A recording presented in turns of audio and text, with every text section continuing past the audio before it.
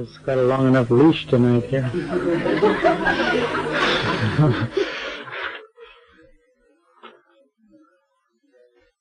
What are these glasses? It's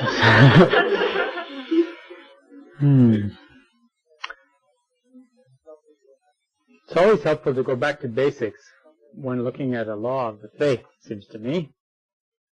And the Acta says, abstain from food and drink from sunrise to sundown, and beware lest desire deprive you of this grace that is appointed in the book. Right off he tells us that this is a grace appointed in the book, to fast, in case you thought it was something else. Had any confusion about it, he describes it as a grace appointed in the book. And you can attain to this grace by abstaining from food and drink. Then he gives us the motive. He says, observe for my beauty's sake the fast, O people. In the Igan, he reveals to us the station of fasting. Allah says, and as the sun and moon constitute the brightest and most prominent luminaries in the heavens, similarly in the heaven of the religion of God, two shining orbs have been ordained. Fasting and prayer.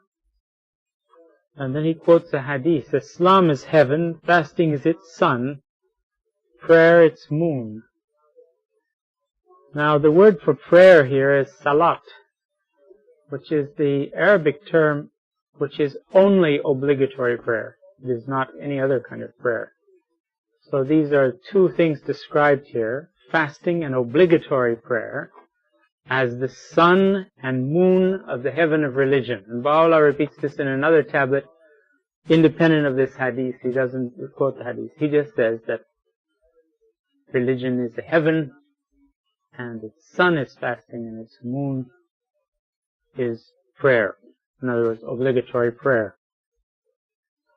If you look on the second page, he says, this is from a letter of Shoghi Effendi, he says, as regards fasting, it constitutes, together with the obligatory prayers, the two pillars that sustain the revealed law of God.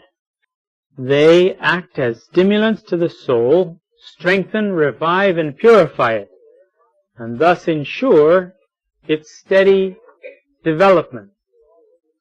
Now, I'm sure we're all looking for steady development. We think to ourselves, how am I making any progress? I don't seem to grow. What's the matter with me?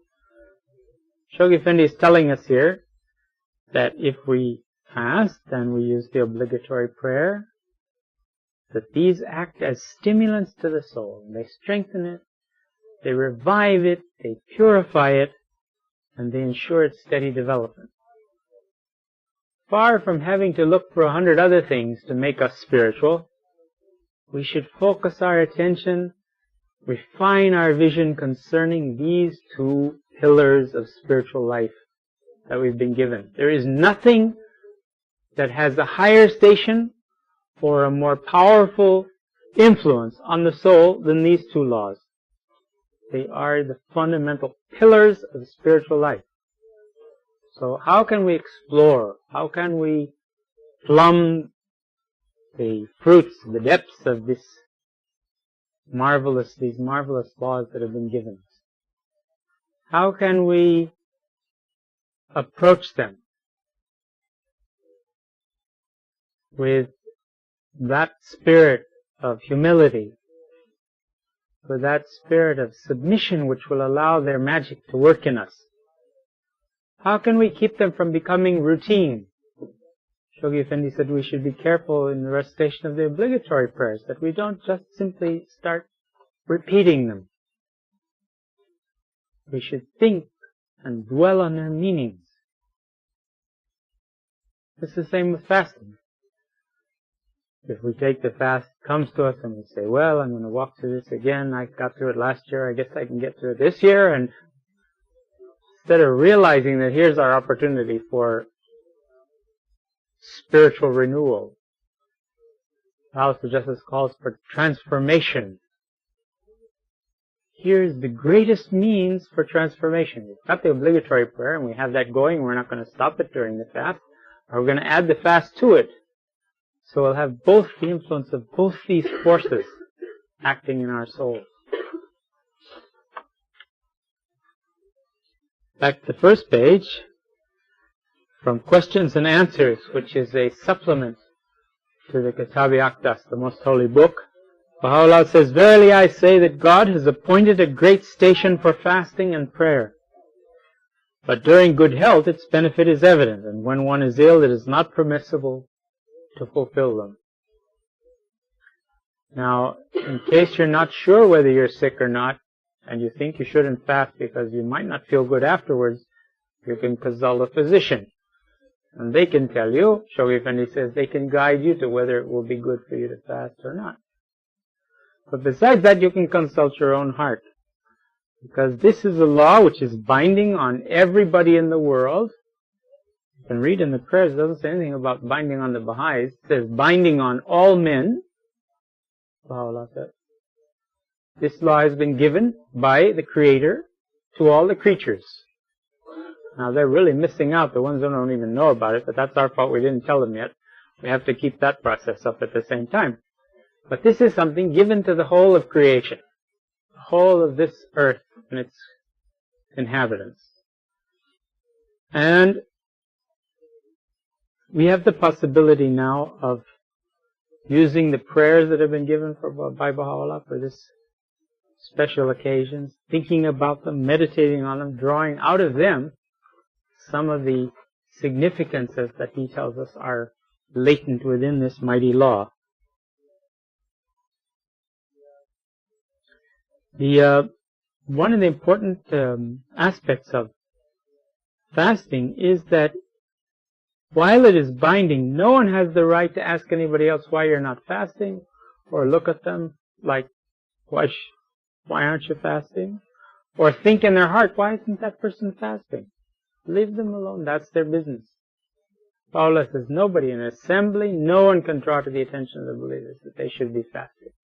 We should encourage, he said, that the believers should fast. But as far as how we view individuals and whether they fast or not, that's their business between them and God.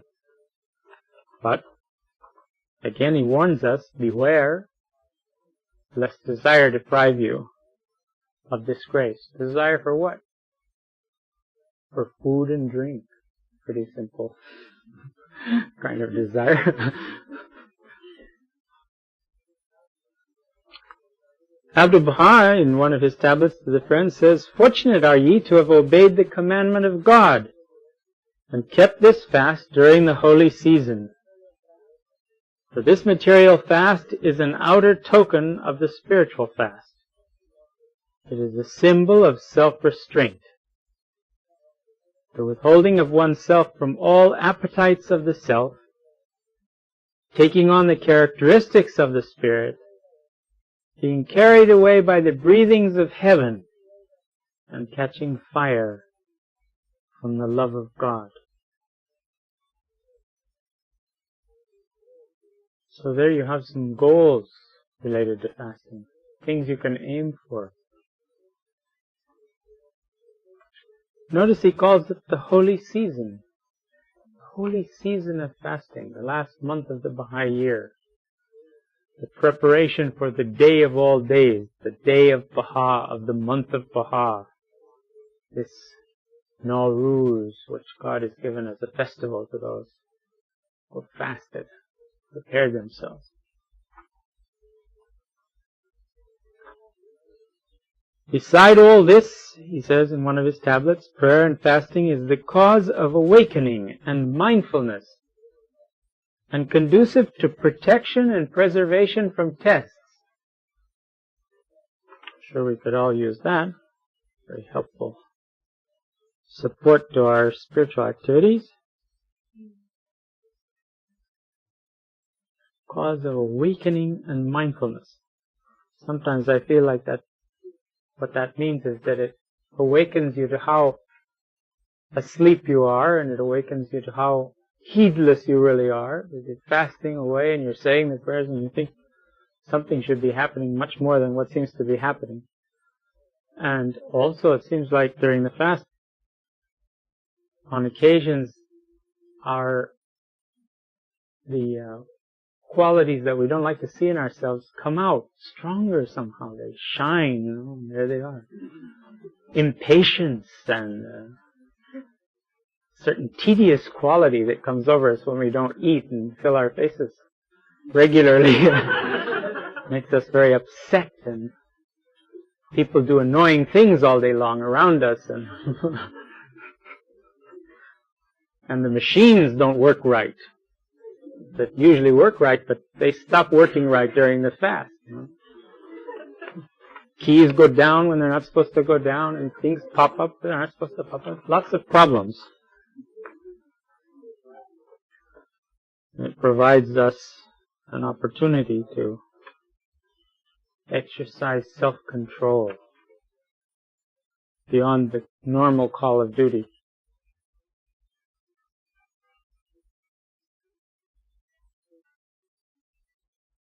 Fasting, Abdu'l-Baha says, is a symbol. Fasting signifies abstinence from lust. Physical fasting is a symbol of that abstinence and is a reminder. That is, just as a person abstains from physical appetites, he is to abstain from self-appetites and self-desires. But mere abstention from food has no effect on the spirit. It is a mere symbol, a reminder. Otherwise, it is of no importance. Fasting for this purpose does not mean entire abstinence from food. The golden rule as to food is, do not take too much or too little. Moderation is necessary. A man is not fit to do service for God in brains or body if he is weakened by lack of food. He cannot see clearly. Now this is very good advice to us here with regard to the quantity of food, not too much or too little, and that moderation is necessary. Sometimes we overdo it in the evenings of the fast. It seems to not have lost any ground. We eat 2 meals in the evening instead of missing lunch. And somehow that it kind of, I find that if I eat too much in the evening, anyway, it's very hard to get back to prayer later on before I want to go to sleep. I'm just overcome with the effects of digestion and other important services.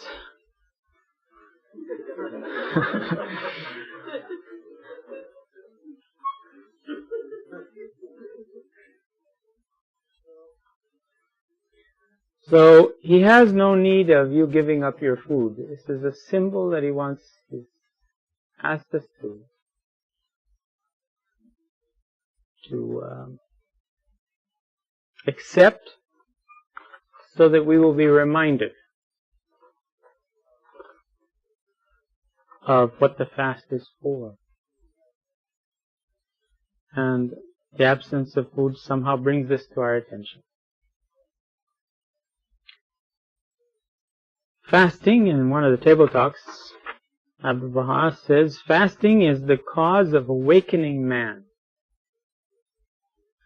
The heart becomes tender and the spirituality of man increases. This is produced by the fact that man's thoughts will be confined to the commemoration of God. And through this awakening and stimulation, surely ideal advancements follow. The material fasting is abstaining from food or drink, that is, from the appetites of the body. But spiritual, ideal fasting is this, that man abstain from selfish passions, from negligence, and from satanic animal traits. And then Abdu'l-Baha, in the form of a prayer, suggests the following. This is it. The table talk is quoted from the Star of the West, and the prayer is a new translation authorized by the Universal House of Justice. of the prayer that originally appeared in the Star of the West, a slightly different version. So you can use this version if you like.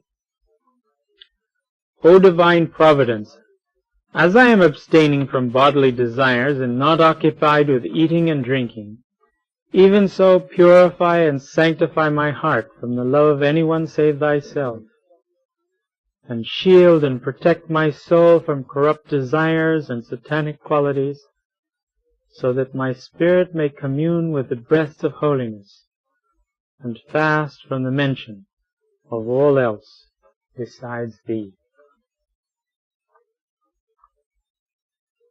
Nice little prayer to memorize and have to be able to repeat from time to time to remind us again of why we're fasting. Let me find where the word is. From negligence, yes, okay, that man abstain from selfish passions, from negligence, and from satanic animal traits. Usually negligence is also translated as heedlessness, ghaflat. You know, it's the implication of, it's the opposite, it's forgetfulness.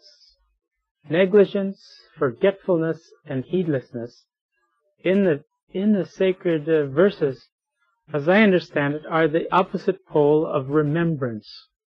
You know, you have zekr, you have this remembrance of God, this awareness of God.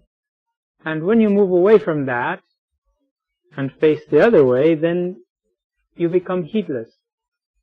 You neglect to remember God, you neglect to celebrate God in your heart, and the lower qualities of the animal self begin to dominate. So one has to move away from this neglect. It's a neglect of remembering God in a sense.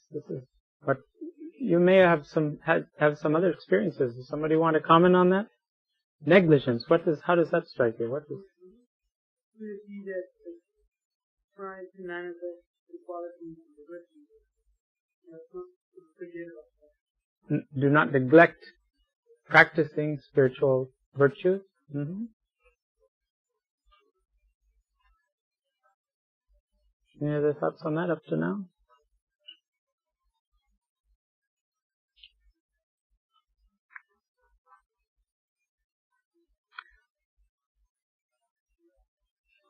Then another fact of fasting, that the ordinance of fasting is, as is the case with these three prayers, the obligatory prayers, a spiritual, a vital obligation enjoined by Baha'u'llah upon every believer who has attained the age of 15.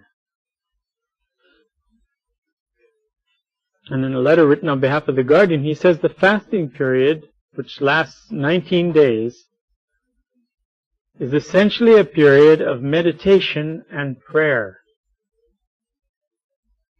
of spiritual recuperation, during which the believer must strive to make the necessary readjustments in his inner life and to refresh and reinvigorate the spiritual forces latent in his soul. Its significance and purpose are therefore fundamentally spiritual in character. Fasting is symbolic and a reminder of abstinence from selfish and carnal desires.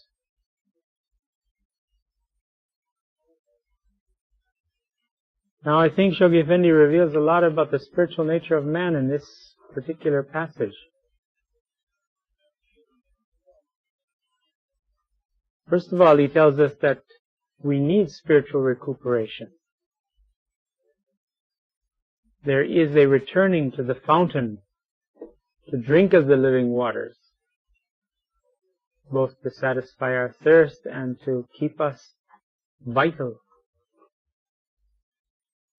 Sometimes we think that action is more important perhaps than prayer. And we find we act and we act and we act and we act until our actions are beginning to become a little bit diluted in their effect, a little bit tired around the edges. And we have to balance that again with the spiritual renewal that comes from turning to Baha'u'llah, turning to God, drawing on this vitality that exists in the Word of God and in communion with Him and remembering Baha'u'llah and resonating to the beauty of His teachings, to the breadth of His commands and His power and His might, all these spiritual things that are there for us. Renewing our reliance upon Him. The fast is a very potent test of our own inability to recover by ourselves. We think we're going to do better, but sometimes the same tests that we have outside of the fast come during the fast, and we see ourselves failing them, and we say, what's the matter with me? Why can't I overcome these things? And somehow we're just not powerful enough to overcome them. Abdul says that God sends us tests, and He repeats these tests until we are convinced of our own incapacity to address these tests. Then we throw ourselves on the mercy of God. Finally it occurs to us that these tests are to drive us into the arms of God. They are tests to make us turn to Him and draw on His power and His strength, and to confess our powerlessness in the face of any kind of spiritual progress. That it is through His grace, that it is through His bounty, that we can stand, that we can do anything, that we can feel anything of a spiritual character. It's all something that's a gift from Him. So instead of trying to do it all ourselves, we begin to let Him do it.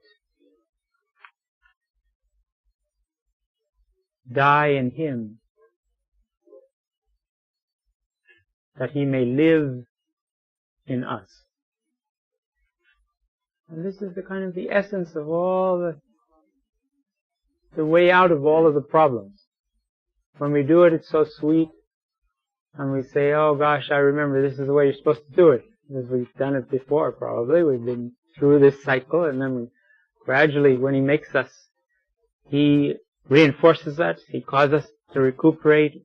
We get the vitality that comes from God back in us, then we're ready to go on our own again. And we run down. And we wonder what's happened. Why is God moved, So remember, Mr. Sears used to say that, if you don't feel as close to God this year as last year, who moved? Did God move or did you move? No, who moved?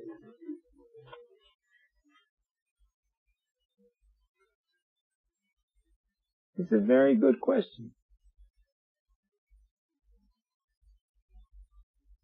How can you become less spiritual when you're a spiritual being?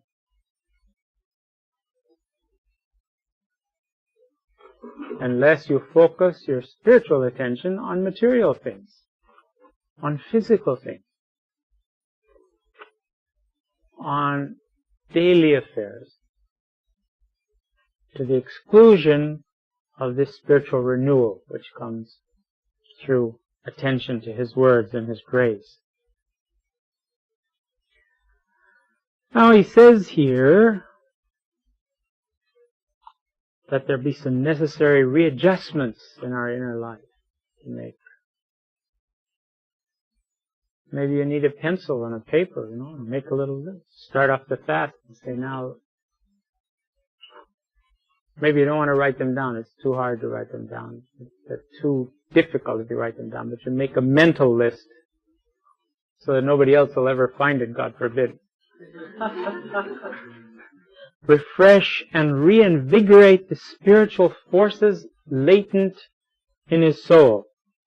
What do you understand by that? Refresh and reinvigorate the spiritual forces latent in his soul.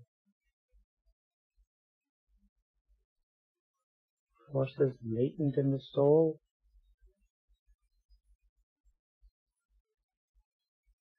What do we know about the soul, the nature of the soul?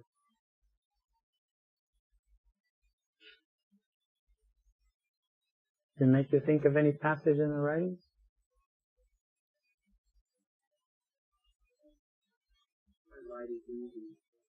My light is in thee. Get thou from it thy radiance. Other passages that you think of?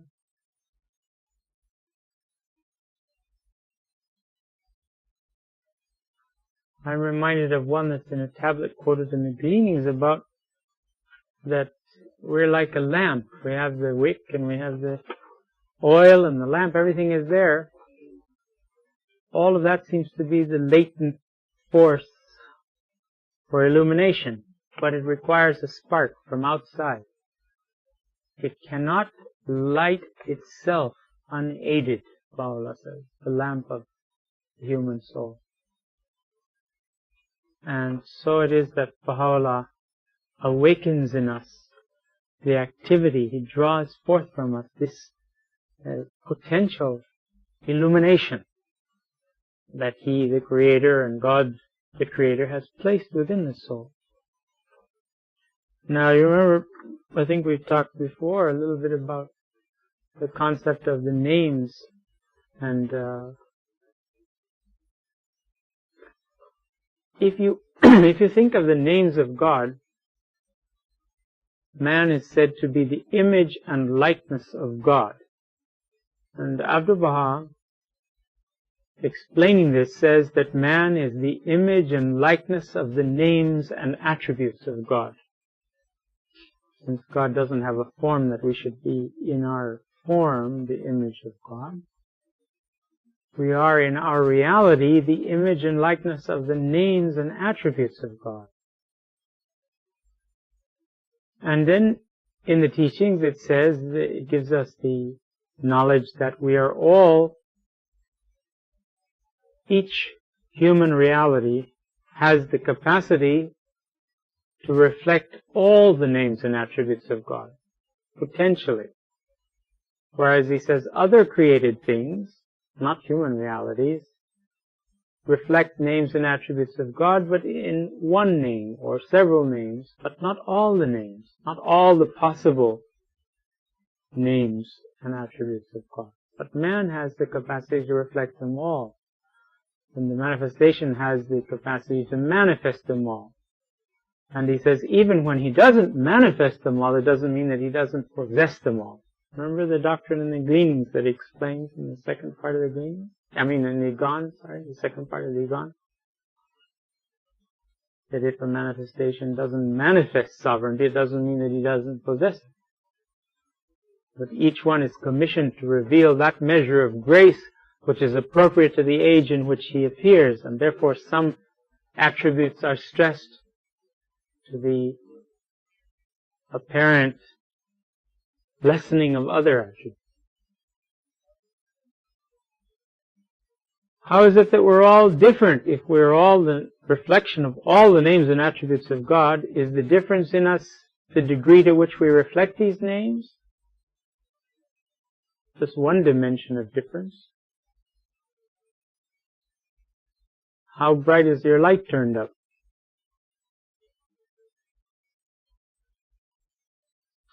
Another difference seems to be the proportion of the different names manifest in each one of us. In other words, your potential to manifest the names and attributes of God has different measure of those names from another person's or from mine. And it seems that that is what makes us each unique. That none of us is the exact same display of divine names that any other soul is or ever will be. That this extraordinary singularity of potentialities in the human soul. means that you are you and unique, and each one of you has something that none of the others have. And this is what makes it so pleasing to know each other, because we discover different facets of the names and attributes of God in each other. Now, of course, the more that we turn the light of this up, the more we get the shine going, the more interesting it becomes, the more attractive it becomes, the more we thrill to be in each other's presence for spiritual reasons and not for other reasons, for other purposes. And you can see in this the makings of a closeness, of a magnetic bond amongst the peoples of the world as they come under the shadow of the revelation. And in this atmosphere we begin developing these qualities because they are appreciated above all things. They are what each of us should be striving for. They are the desire of the whole community that these things should be manifest in us, that each one should be educated in such a way as to bring forth this potentiality, that we might witness the splendor of a detached soul that becomes the embodiment of all those favors and graces that God is destined for it. And we ourselves must make this readjustment in relation to the light, so that it shines through us too. Seems to be what he's saying. Necessary inner readjustments. Refocusing ourselves. Now, if there's a fire in the room, nobody has to ask, where's the heat? You know where it is. You turn and you feel there it is. That's where you feel it. There's a honing in the soul also in prayer. There's a honing. There's an intuitive direction of turning to Baha'u'llah. And when we deviate from that, we feel ourselves cooling off. We feel ourselves distancing from His grace. And this active relationship with the grace of Baha'u'llah is what protects the soul. And we move in degrees of spirituality to the extent that we feel this in ourselves, that it guides us, that it sustains us, that it guards and protects us, that it inspires us with a knowledge of good and evil. Not a book knowledge, but a potent, this is hot and this is cold knowledge. Knowledge that gets right to us immediately. That we start in one direction in our actions and we feel that our spirit is suffering a decline. At the very act of thinking of something that we intend to do, we start cooling off. And if we're spiritually sensitive, we realize that's happening and then we protect ourselves. And this is this stage of the inspired soul that the Master speaks about in the grades and stations of the soul, that the soul is inspired to know what's good and evil. But there's a stage before that where he says, help me, God, because I don't know what benefits or harms me. I can't distinguish. You know? Whatever I will and love and cherish, that thing my reason tells me is okay. And after I follow that a little ways, I find that this is not the case. This is not okay for me. So we throw ourselves on the mercy of God and we say, you know, help me, inspire me to figure out what's good and what's bad. So that when I'm constantly moved to speak well of other souls, like, yes, Mary, oh, she's a wonderful soul. That's a wonderful soul for you. Whereas I'm really saying she's a simpleton, and I can't bear her because she's so simple. And she just gets at me because she's so naive. But we say, what a blessed soul, so pure-hearted. We go on and we praise each other, and we're actually, you know, just destroying people on all sides. You know. But we do it with such nice words, and we do it in a Baha'i-like manner. Maybe we're not so brave we don't say it out. We're thinking it in our hearts and our souls. Remember I don't know how many veterans there are around here, have been through the course on the forces of light and darkness, or maybe you've seen the letter of Shoghi Effendi, that he says that there are dark forces in the world, and that the Baha'is should beware lest through feeling or thinking negatively about each other, they allow these dark forces to enter into their soul. Here's a place where you can make plenty of readjustments, plenty of scope that we have to detach ourselves from reacting with the faults and shortcomings of our fellow believers. What a hindrance! I mean, since Moses and Christ and all the manifestations are saying that this is an encumbrance to the soul. If it occupies itself with the mote in the eye of its neighbor instead of the beam in one's own eye, something is here to be taken out of it's blinding us, and yet we're so concerned that there's a speck in the eye of our neighbor. You know what? Why do they have that speck in their eye? We begin to focus always on checking about the other people, what they are and how they are and what they're doing and how they're reacting to us and how they're treating us. And we forget to look and see what is our own condition and take our own temperature and keep our own health steady. Shoghi Effendi says in that marvelous letter, he says that we are plowmen. And we're moving along and we're trying to make a straight furrow. If you start saying, oh, look at his furrow over there, it's going off. Oh, it's so crooked, by the time you look down at your own, it's completely gone off course as well. You can't do both. It's impossible to do both. Leave the other guy to do his own. And you just concentrate on making this straight furrow, so that the seeds will be open, the seeds can go in, the harvest can come. That's all that we're responsible for. We don't have anything else to do. But my goodness, we get wrapped up in it, and it's so easy. And I'm not excluding myself or excusing myself. I'm speaking to myself first, and then I'm saying these things. So I don't have in mind anybody here tonight that I'm addressing these things to.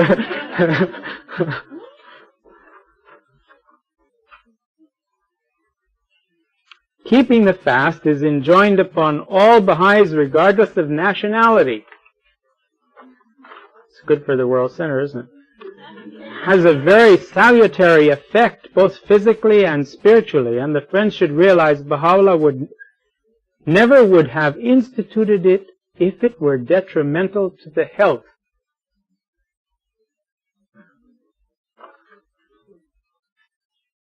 I remember one of the friends in Latin America testifying in a gathering that she liked the fast, but she just couldn't fast, she said, because it made her hungry.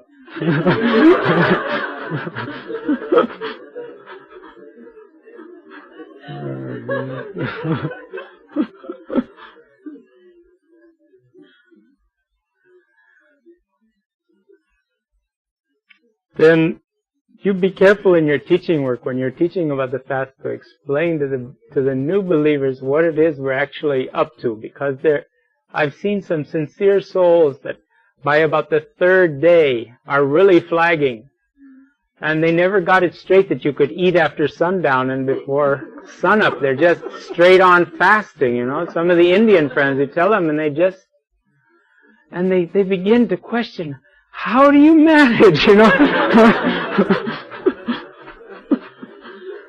Usually they'll give it up on their own, but it's nice if you can explain all these things clearly, to them ahead of time.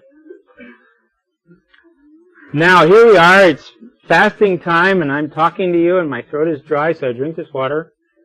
It's the fast! I've just drunk the water. What shall I do? Have I broken the fast?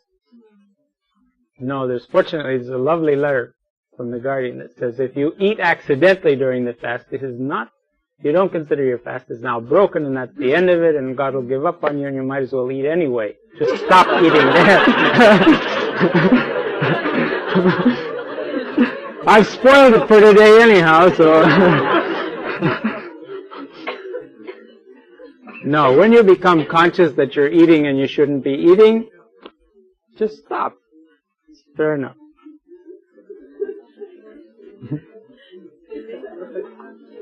The later you remember, the better. The later you remember, the better. That's right. If you're going to drink a whole glass and then remember.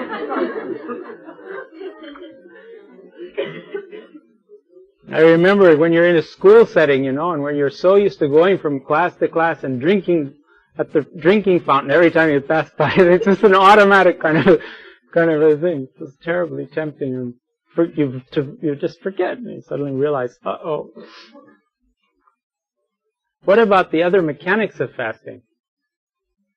Now we know in heavy industrial occupations, some of them, that fasting won't be required. How about gardening and security work or some jammy, difficult work? Does that qualify for not fasting? I think that the measure for all of this is, how do you feel? Besides hungry, right? In other words, if you get sick and ill and you can't go on, well then, you're not supposed to fast. You have the rule that says, stop fasting. Maybe it's just that day. Maybe you can fast the next day.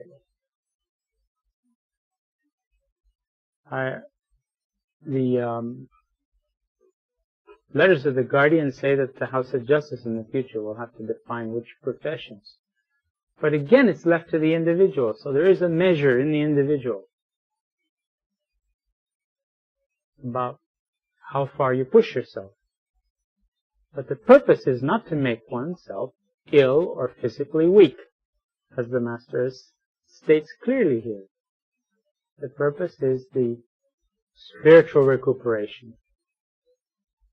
And the obedience and following of the outer form of the fast is the foundation, so to speak, of the symbol of it.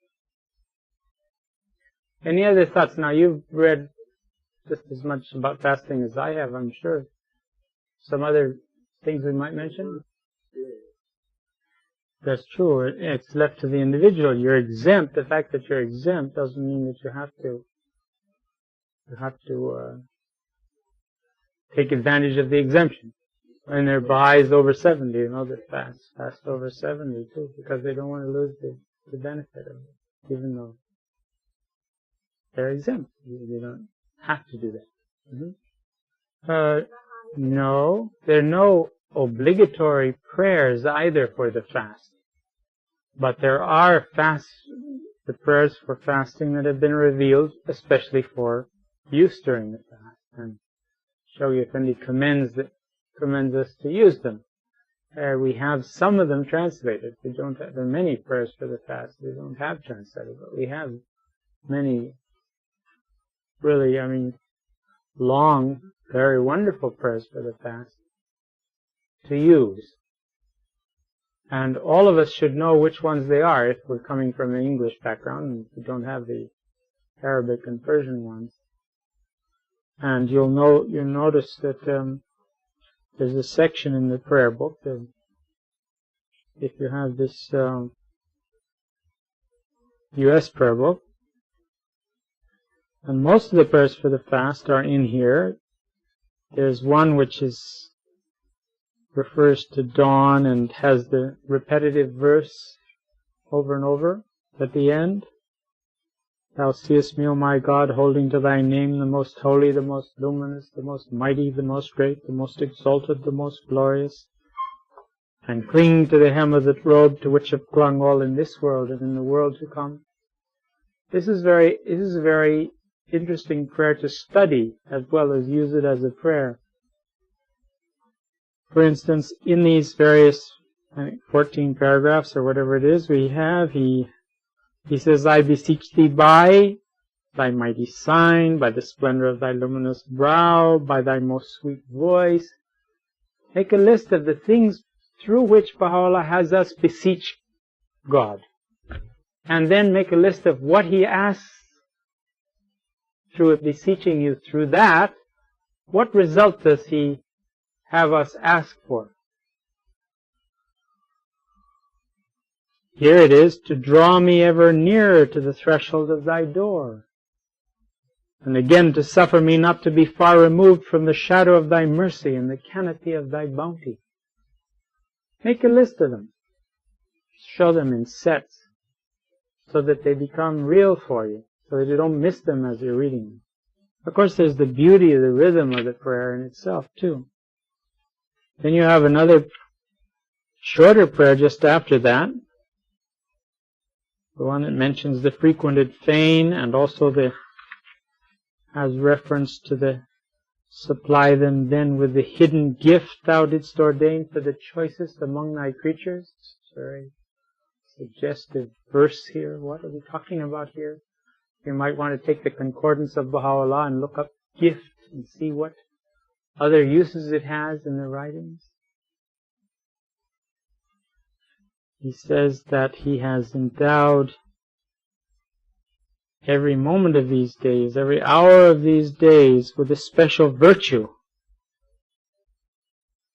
Now, if we're asleep to the reality of the fast for long hours, different times, and we never think about it, we may pass a number of hours in which the special virtue could slip by unobserved, or perhaps not drawn on. One would want to remember that every hour has its significance and meaning. Then there's a prayer here in which he talks about having adorned the preamble of the book of laws revealed unto the creatures with this law of fasting. First two laws that appear in the Kitab-i-Aqdas are fasting and the obligatory prayer. They come together.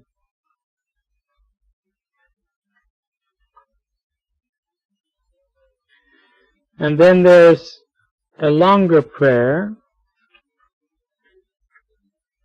Glory be to thee, O Lord my God. These are the days whereon thou hast bidden all men to observe the fast, that through it they may purify their souls and rid themselves of all attachment to anyone but thee.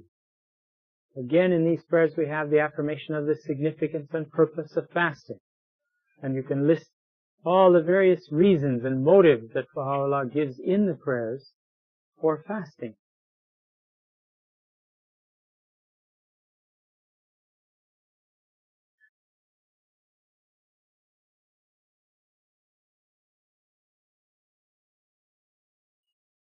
In this longer prayer, he again refers, he says, number me not with them who read thy words and fail to find thy hidden gift, which as decreed by thee is contained therein, and which quickeneth the souls of thy creatures and the hearts of thy servants. And this ends up with the eulogy of the primal point of the Bab, and also a passage about Baha'u'llah, the reality of Baha'u'llah. Now, to supplement these, you have an important prayer for the fast found in the Gleanings. Are you all aware of that one? You know, sometimes you don't think. You look in your prayer book and say, well, what about these other prayers? Let me see if I can find this for you here. Someone know the page for that? Here it is. It's section 138. Thou seest, O God of mercy, thou whose power pervadeth all created things, these servants of thine, thy thralls, who according to the good pleasure of thy will observe in the daytime the fast prescribed by thee, who arise at the earliest dawn of day to make mention of thy name and to celebrate thy praise, in the hope of obtaining their share of the goodly things that are treasured up within the treasuries of thy grace and bounty. And this has a particularly helpful passage in which we call upon God to forgive us and our fathers and our mothers and fulfill whatsoever we have desired from the ocean of thy grace and divine generosity, and also calls upon God to accept all our works in thy path.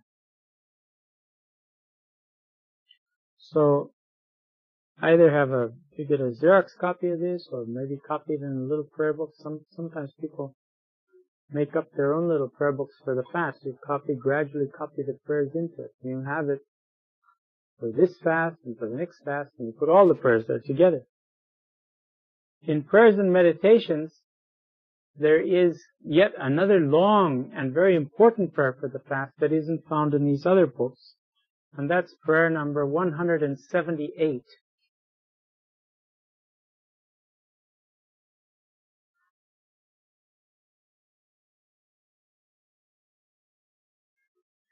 It has a wonderful description of the impact of revelation, the historical impact of revelation on creation.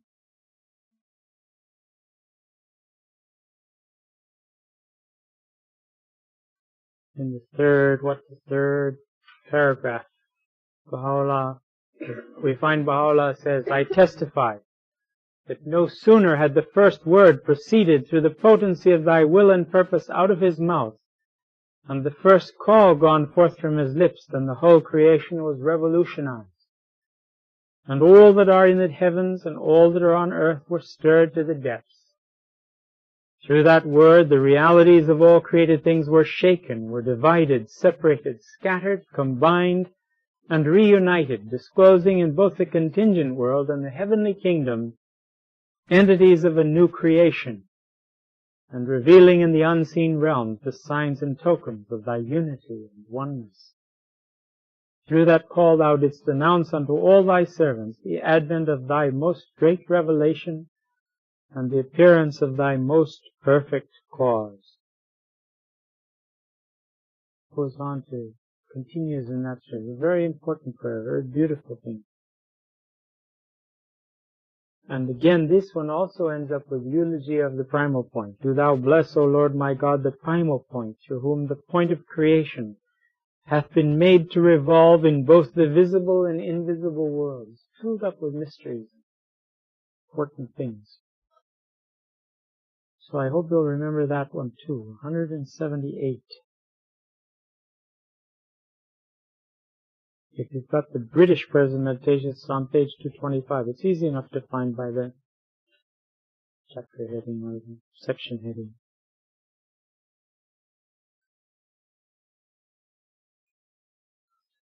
Some of you are fortunate to be bilingual, and you can check from the English to the Arabic and see by drawing on the terms in both languages.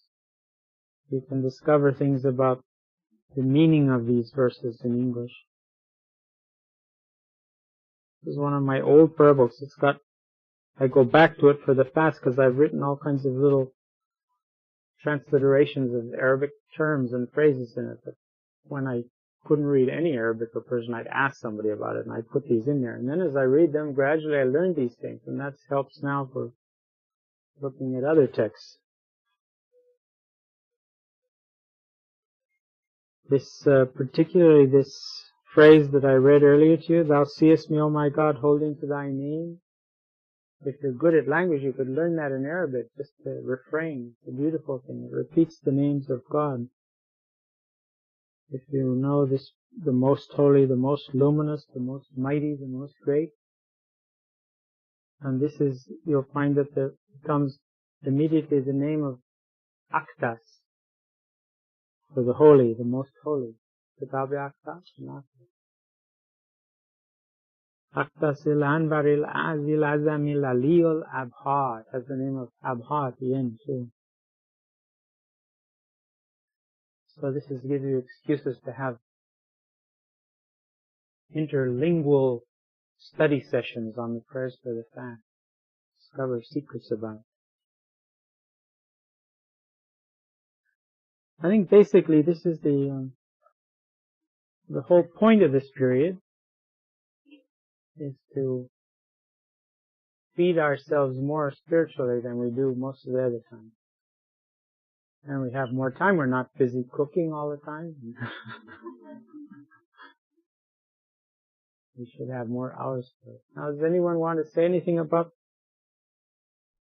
related to fasting or any of the other teachings or tablets? We haven't covered everything. It's just a kind of an introductory reminder here what we're about. No, I haven't seen anything, but maybe we could find something. Blessed are they who attend to their duties.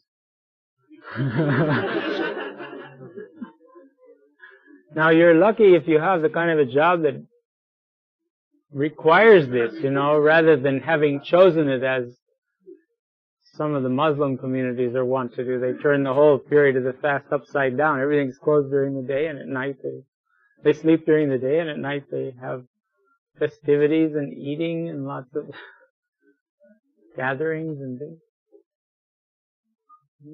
You could measure that for yourself.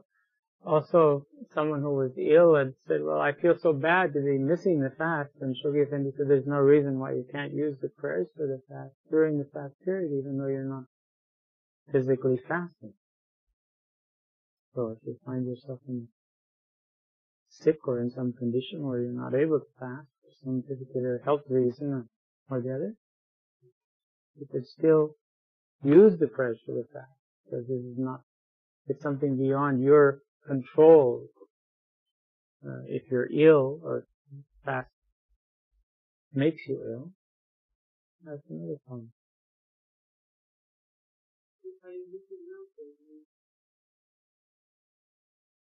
Well, there's this wonderful passage in the prayer for Nowruz, where God says that if He accepts your fast, whether you haven't fasted at all, He accepts your fast, and it's as if you've been fasting forever. And it's as if you've been fasting and He doesn't accept your fast, you might as well not have been fasting at all. The question of whether God accepts your fast or not. Yes, you'd want to carry over the lessons learned in the fast into the rest of the year period of your life. I think it's interesting to note that in the teachings, Shoghi Effendi has said that Baha'u'llah has revealed these laws in a very moderate way. For instance, he's chosen the festive seasons to have the fast at a middle point between extreme seasons. And by saying sun up to sundown, he's made it less severe than the Muslim fast, which was much longer, from darkness to darkness, really, which makes it a longer period. He's also allowed it to be adjusted by timepieces in the extreme zones of the world. So there's a lot that goes to moderating it physically.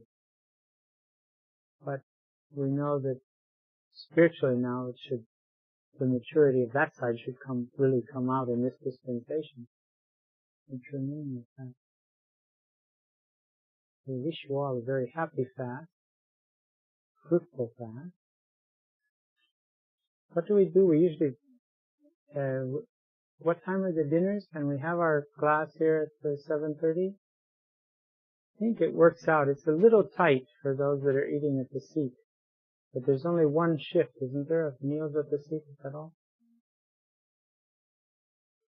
And if we start any later, then because everyone wants to get home and take care of things and get to sleep, so that you can get up if you want for dawn prayers. Now,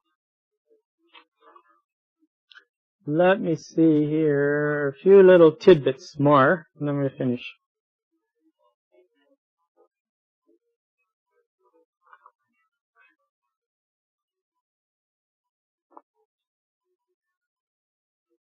Baha'u'llah says that, this is a paraphrase from one of his Persian tablets. Blessed is he who by the heat of fasting increaseth his love and ariseth with spirituality to perform his obligations.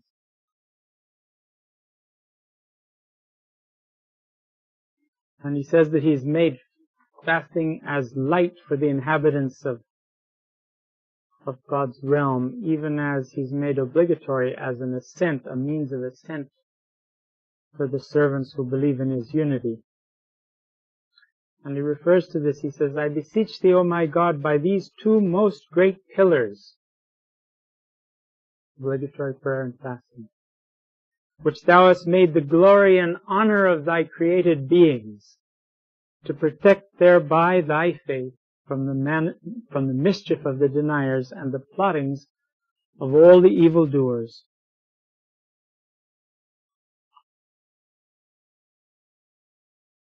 And he says, we have revealed obligatory prayers and fasting, that through them everyone may be drawn nigh unto God. Then he says, there are degrees and stages in fasting, and countless effects and fruits.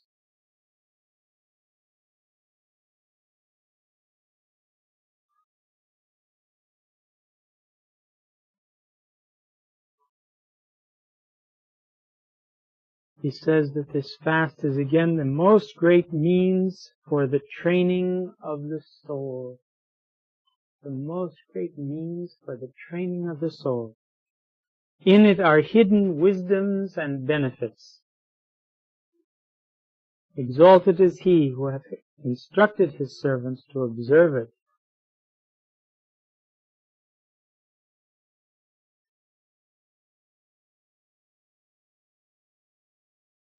And he says again, fasting and obligatory prayer are the two wings of existence.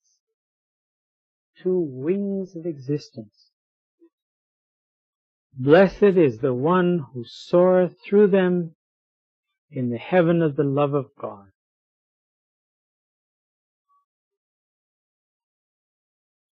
Abdul Baha, reiterating this, says that the obligatory prayer and fasting are the two mightiest pillars of the religion of God. Neglecting them is in no wise permitted.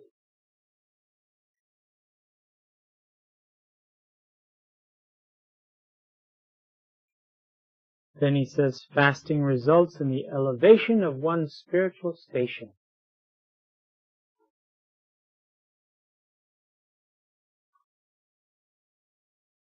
From sunrise to sunset, more than this is not allowed, as it will cause weakness and fatigue. Abstaining from food and drink is very blessed. Be sure it hath its effect.